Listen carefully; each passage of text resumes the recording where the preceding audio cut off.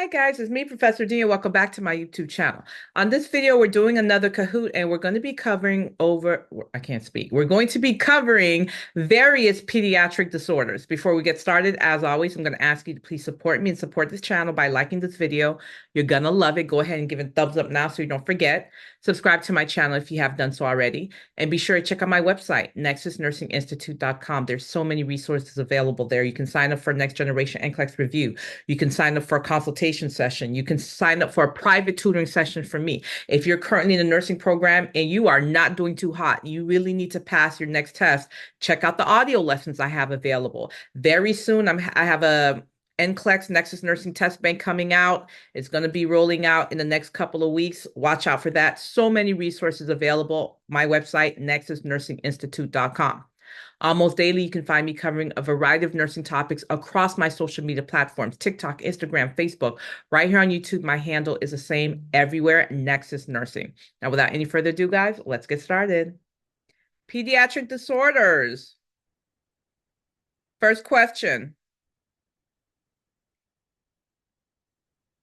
Okay, your pediatric patient is admitted to the ER with acetaminophen poisoning.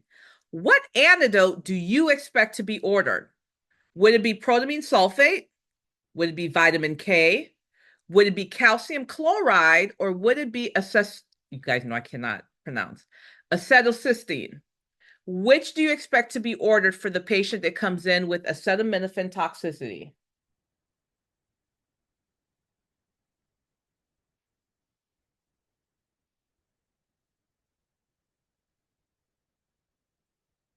Very good, acetylcysteine. So tell me, guys, acetaminophen, what is that? What are we talking about? What kind of poisoning did this patient come in with? They ingested too much of what? Tylenol. Very good. Tylenol. So yes, this is the antidote for Tylenol poisoning for acetaminophen toxicity. Very good. All right, your patient has impetigo. Which of the following instructions should you emphasize? Is it apply an over-the-counter ointment twice daily? Is it wash the affected area with warm water and hard soap to remove the crusts? Is it keep the child's fingernails short and discourage scratching? Or, excuse me, is it avoid touching the lesions? They are no longer contagious after 24 hours. Which one is the correct teaching?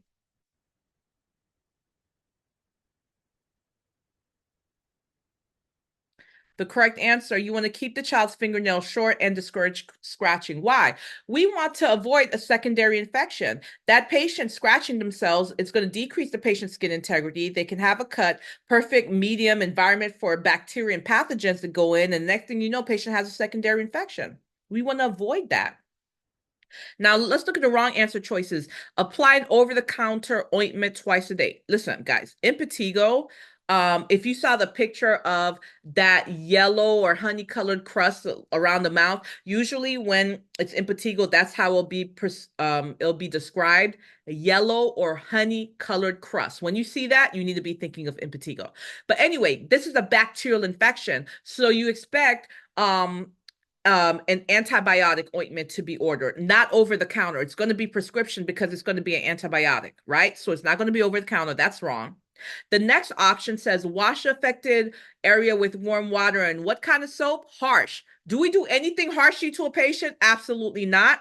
Wrong. And then last, avoid touching the lesions. They're no longer contagious after 24 hours. That's not true. Let me tell you when they're no longer contagious. They're no longer contagious after they've been on antibiotics for 24 to 48 hours, right? After they've been on antibiotics, the child can go back to school because they're no longer contagious. Now, I forgot to go over the other choices in the first slide.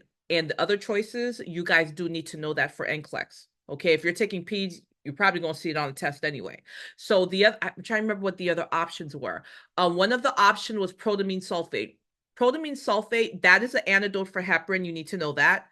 Another option was vitamin K. Vitamin K is the antidote for Coumadin.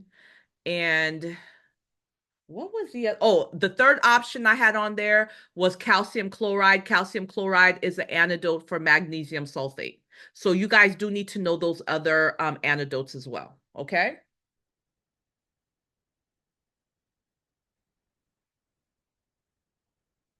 Select all that applies. Your patient has atopic dermatitis. Which instruction should you include in the discharge teaching to the parents? Select all that apply. Use lukewarm water for bathing and apply moisturizer immediately after. Keep the child in a cool, dry environment to avoid sweating. Avoid wool or rough textured clothing.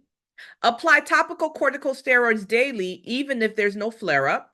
Allow the child to soak in hot bath at least twice a week. And last, use fragrance-free detergents and avoid fabric softeners. Which teaching would you provide for the patient that has atopic dermatitis?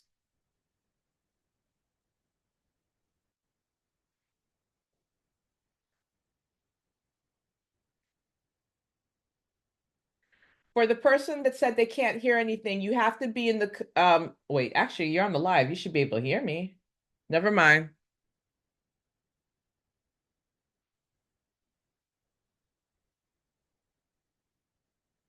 All right. So use lukewarm water for bathing and apply moisturizer immediate after. True. And let me tell you what made this true more than true than any true could ever be true. And the word immediately. While the skin is still damp, you want to apply that moisturizer because it's going to seal it in. Okay. That is true. Keeping the child in a cool, dry environment, we want to avoid sweating. Yes, sweating is a trigger, and sweating worsens the condition. Avoid wool or rough and textured clothing. That is a trigger and it worsens the condition. So that's true. Apply topical corticosteroids daily, even if there's no flare up. False. False. This is a child we're talking, even adults. We have them use the corticosteroids only if there's a flare up, but it's not something that should be used daily. Allow the child to soak in hot bath water at least twice a week. Absolutely not. What is the one word in that answer choice that made you guys know that that was not a correct answer? What is the one word that you saw that should have been a red flag to you guys? Quickly. Thank you. Hot. Hot. Do we want to burn the patient? Absolutely not. And then last, use fragrance-free detergent and avoid fabric softeners. True, because things with fragrances, strong smells, perfumes, they're irritating to the skin. We don't want anything that's irritating to skin. We don't want anything that can dry the skin out. Your infant patient with Tetralogy of Fallot suddenly develops cyanosis, rapid breathing, and irritability.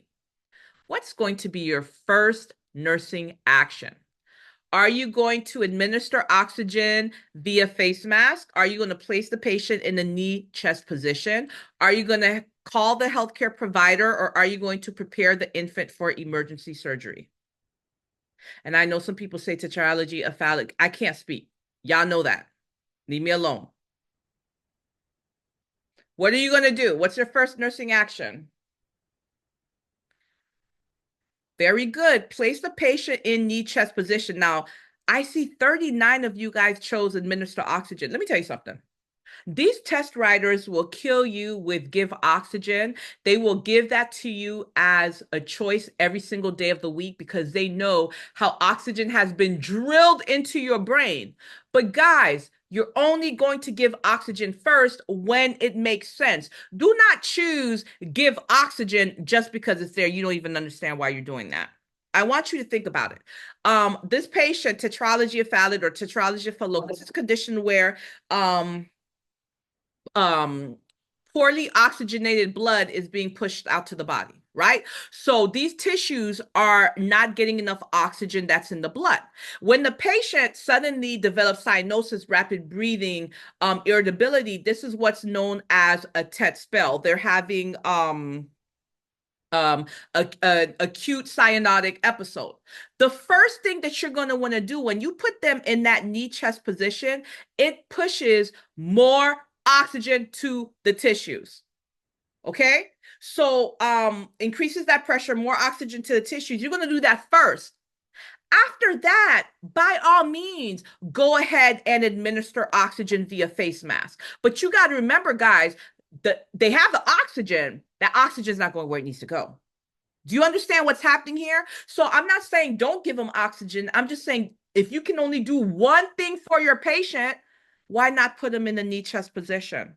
Okay, that's going to divert more oxygen where it needs to go. Are you guys following me? All right. So you're going to put them in knee chest first, then you can give them oxygen. You see the other options, call the healthcare provider, prepare the infant for emergency surgery. Yeah, you may have to do that, but this is a multiple choice question. You can only do one thing. The one thing you're going to do, or the first thing you're going to do, is deliver more oxygen to the patient, putting them in that knee chest position. Okay. That's going to divert more blood to the lungs. That's going to increase their oxygen immediately. It's kind of like, let me explain this to you. I'm going to give you another situation just so you know. Let me explain to you another way. It's kind of like you walk into your patient's room and your patient is short of breath. They look like they're in respiratory distress. What are you going to do? Are you going to give them oxygen? Are you going to take their blood pressure? Are you going to call the doctor? Are you going to sit them up?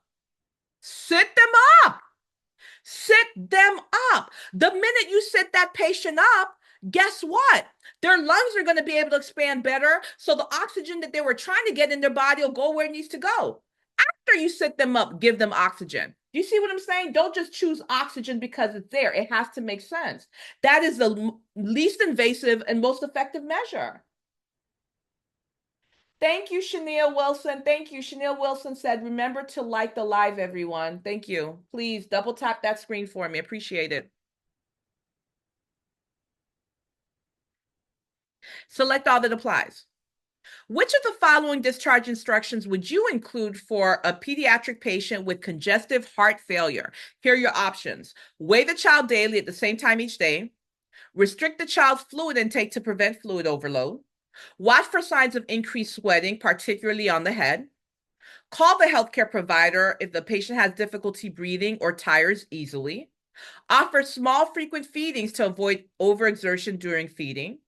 Avoid administering diuretics on days when the child appears well. Select all that applies.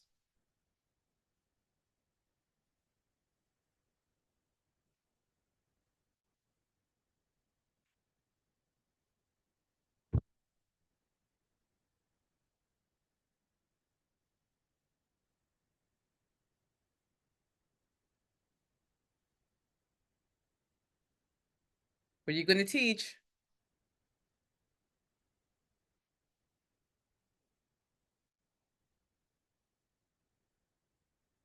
All right. So let's talk about this. The patient's got congestive heart failure. The heart is failing. The heart has all this fluid that it cannot pump out adequately, right? Weighing the child daily at the same time each day. Absolutely. Same scale, same clothes, same time, right? The number one way to measure how much a patient's holding on to fluid is not skin turgor. It's not INO, it's daily weight. It is daily weight. So absolutely daily weight. True. Restricting child's fluid intake to prevent fluid overload. False. And I know what you're thinking. Lots of students, you think the same way. You're like, okay, I know CHF, they're holding on to way too much fluid. The heart can't pump out all that fluid, so it would make sense to restrict their fluid. Think about how small their bodies are. Do you know how easy it is for a pediatric patient, for a little body to go into dehydration? Do you know how deadly dehydration is to a small body? Absolutely not. False. How about watch for signs of increased sweating, especially on the head? True. What does that let us know if we see sweating, especially on the head? Increased workload of the heart? Whatever we're doing for that patient, it's not working, right? So we're going to have to reevaluate. How about call the healthcare provider if the patient has difficulty breathing or tires easily? True. What does that mean? Increased workload of the heart. We got to change something up. Next, offer small, frequent feedings to avoid overexertion. Yes, it's work for that child to eat. You have a pediatric patient that's sucking from a bottle. That's work. That increases their metabolic rate. That takes energy from them. It takes oxygen from them. right? So anytime we want to decrease a patient's metabolic rate, we don't want them to work as hard, we're going to give small frequent feedings. We don't want them to overexert themselves. And last, avoid administering diuretics on days when the child appears well. I'm happy only 8 of you guys chose that because that's false. First of all, you are not Dr. Google. So how do you know if the child appears well or not? How would you know? Right? So you're only going to give the patient the medication if they look good to you? Absolutely not. You're going to give that diuretic as ordered. Okay, let's keep going.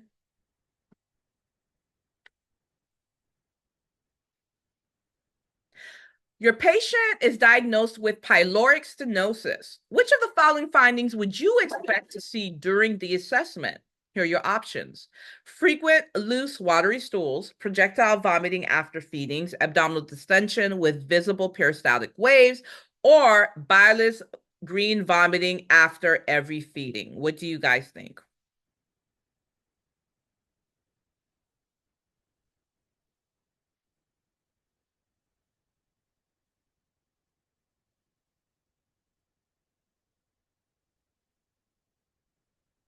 Very good. Projectile vomiting after feeding. Think about it.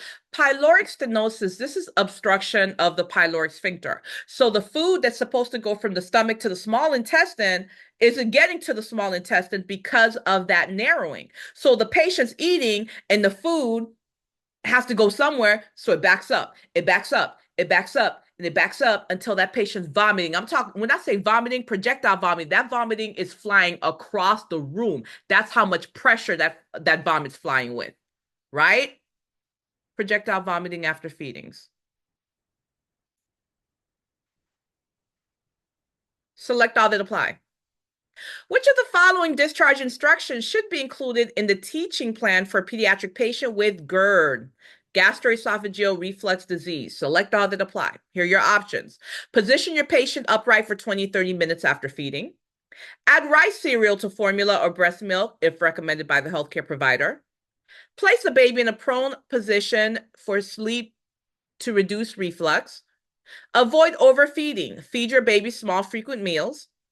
Keep a log of feeding times and reflux episodes to share with the healthcare provider. And last, stop the prescribed antacid medication once symptoms improve. What are you going to include in the teaching for a pediatric patient with GERD?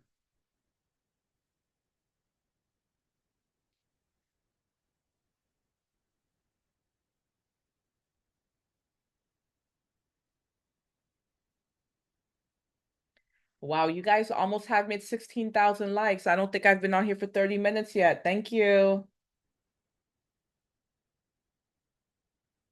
All right, let's talk about it. Position the baby upright for 20-30 minutes after feedings. Yes. Just like we tell adults to sit upright, but they got to sit upright longer, we're going to have the pediatric patient sit upright for at least 20 to 30 minutes. Why? We want gravity to help so the patient doesn't experience that reflux. Adding rice cereal to formula, that's absolutely true as well. That actually thickens the formula, right? Makes it harder for reflux to happen, true. Place the baby in prone position for sleep. Absolutely not. I didn't even have to read the rest of that sentence. Do we ever put a baby on their stomach to sleep? No, that increases their risk of what? SIDS. Remember this phrase, back to sleep. If the patient's going to sleep, they got to be on their back to sleep. That's how you remember how you place the patient um, if they're sleeping. Now, if the patient is awake, then you can put them on their stomach. This is what's called tummy time. You want to put them on their stomach because you want to make sure the back of their head doesn't get flat. That's fine if their eyes are awake. But if they're sleeping, they need to be on their back, not prone. Avoid overeating, feed your baby small frequent meals. You already know, I explained why. Keep a log of feeding times and reflux episodes. Yes. Why? Because we might see a pattern. We might notice that, okay, well, the baby keeps getting reflux around this time or around this activity. So that's very important. True. And last, stop prescribed antacid medication once symptoms improve. I'm happy only 4 people chose this. Again, you are not Dr. Google. How do you know? that this patient's gotten better. So you just decided to stop the prescribed medication. No, you're going to give the medication as ordered. That's what you're going to teach the parents.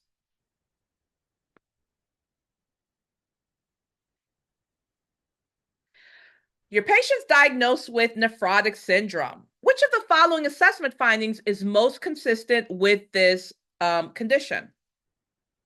Frothy urine and periorbital edema, hematuria and flank pain, hypertension and polyuria, or abdominal pain and bloody diarrhea.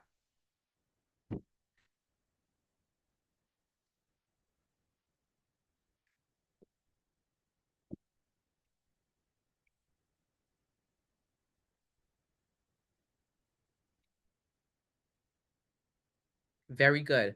Frothy urine and periorbital edema. These two guys are classic symptoms of nephrotic syndrome. Actually, there's a third classic syndrome, the hematuria. You'll see those three. You'll see the frothy urine, you'll see periorbital edema, and you'll see hematuria. Now, let's talk about nephrotic syndrome. Nephrotic syndrome is a disorder of the kidney. And so what happens, guys, is a kidney is letting go of way too much protein. Protein is huge. Okay, when the kidney, you know how the kidney's supposed to filter? When protein gets to the kidney, the protein's supposed to go back to the blood, but it's spilling out in the urine. Here's something you guys need to know about protein. Protein has oncotic force. Protein is one of the things that actually keeps the fluid in the vessels, right? So the patient's losing all of this protein through the urine, the oncotic force has gone down. If the oncotic force has gone down, there's nothing keeping the fluid in the vessel. So the fluid goes out into the interstitial space. It goes out into the tissues, and patients got what? Edema. What causes the hematuria?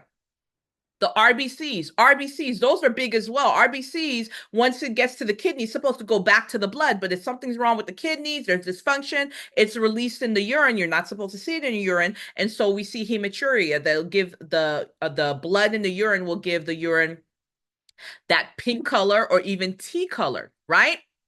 What about frothy urine? What makes that urine look frothy? Can you guys tell me on the live what makes the urine look frothy? Thank you, Annalie. Annalie says, I love your lectures. Thank you. What causes the urine to be frothy? Does anyone know? Not glucose. Protein. Yes, very good. So the protein is what causes the urine to look frothy. The RBC is what causes the urine to look pink or tea color or dark colored.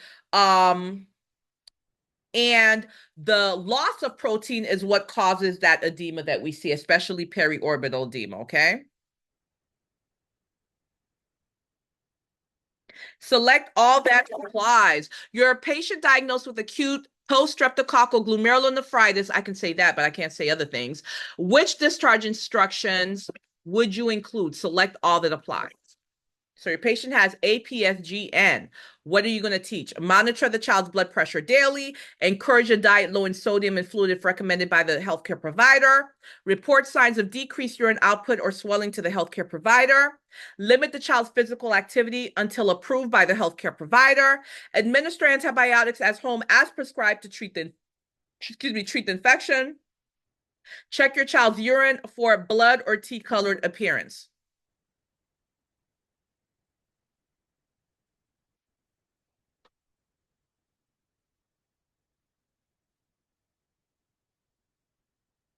Rosa says, on my way home from class, I commute 3 hours. You're best to listen, to learn from, and lots of help. Thank you, Rosa. I appreciate it. I'm happy I can help. Select all that apply. What do you guys think? All right. So again, your patient has acute poststreptococcal glomerulonephritis. What are you going to teach? Monitor your child's blood pressure daily. Absolutely. Let me tell you something. If something is wrong with the kidneys, it could be acute poststreptococcal glomerulonephritis. It could be acute kidney failure. It could be polynephritis. It could be it doesn't matter. I don't care. If something's wrong with the kidneys, you're always going to be checking the patient's blood pressure. Why? This is why pathophysiology is so important. If something's wrong with the kidneys, Blood's not being filtered the way it's supposed to be filtered. Urine is not being released the way it's supposed to be released. That means what? The patient's holding on to fluid. Where do you think that fluid's going to go? What do you think it's going to cause the blood pressure to go up? You better be checking that patient's blood pressure. It does not matter what the condition is. If something's wrong with the kidneys, you're going to be keeping an eye on the blood pressure. You're going to be doing daily weights. You're concerned with how much fluid the patient's holding on to. Okay? Next, encourage a diet low in sodium if fluid encourage a diet low in sodium and fluid if recommended by the healthcare provider. Yes. Why? What does sodium do? Hold on to fluid. Patient's kidneys in trouble. They're already holding on to fluid. They're not letting go of that urine, right? They're already at risk for fluid overload. Do you think they need sodium to hold on to even more fluid? Absolutely not. So that's true. Next, report signs of decreased urine output or swelling to the healthcare provider. Absolutely. If we're seeing decreased urine output going down even more, what does that let us know? That lets us know whatever treatment we're doing for this patient, it is not working. Right? So this patient is going to have to be reevaluated. Some things are going to have to change. Absolutely. Third, patient's supposed to be urinating adequately, getting rid of the fluid. And if we see swelling, that means they're holding on to the fluid. Next, limit the child's physical activity until approved by the healthcare provider. Only 35 of you guys said, yes, this is true. This is absolutely true. Why? We need to conserve their energy. Remember, this is a pediatric patient that we're dealing with, and they're going to want to play and be all over the place. But we can't afford it. We need to conserve their energy. So this is true. Administer antibiotics at home as prescribed to treat the infection. My goodness. 62 of you guys said true. This is concerning to me. Why is it concerning to me? Let me explain. I'm so happy you asked. You're telling me that a patient with poststreptococcal, you know what post means? That means after, okay? Hint, hint, after.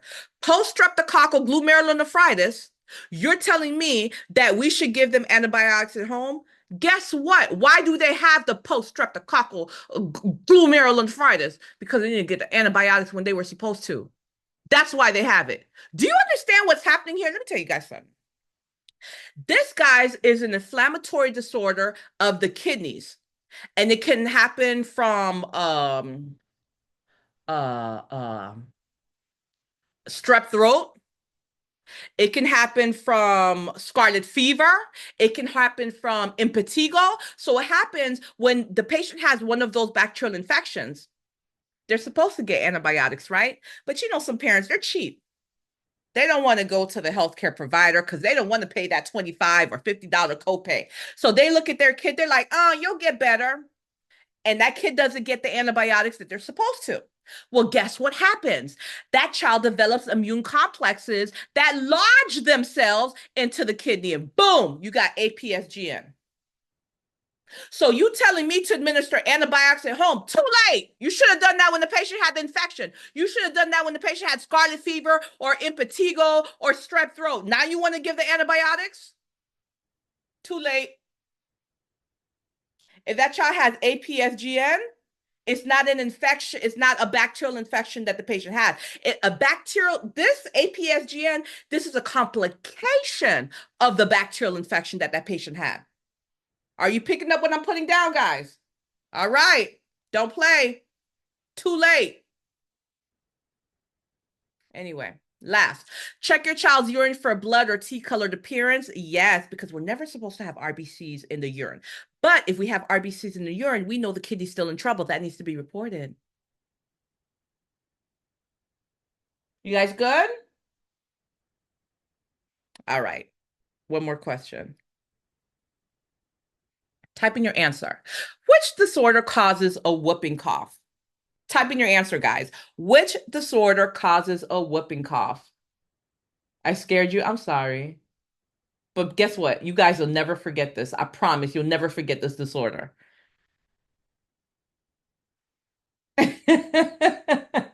Very good. I see you guys on the live. You know which disorder causes a whooping. And don't Google it. No cheating.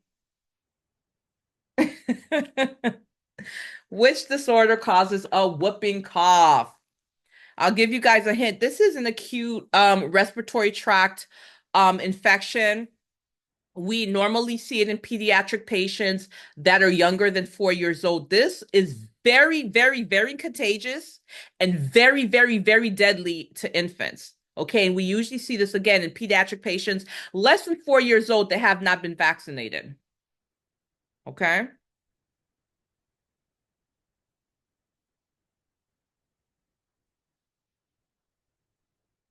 Very good. Most of you guys got it. Pertussis.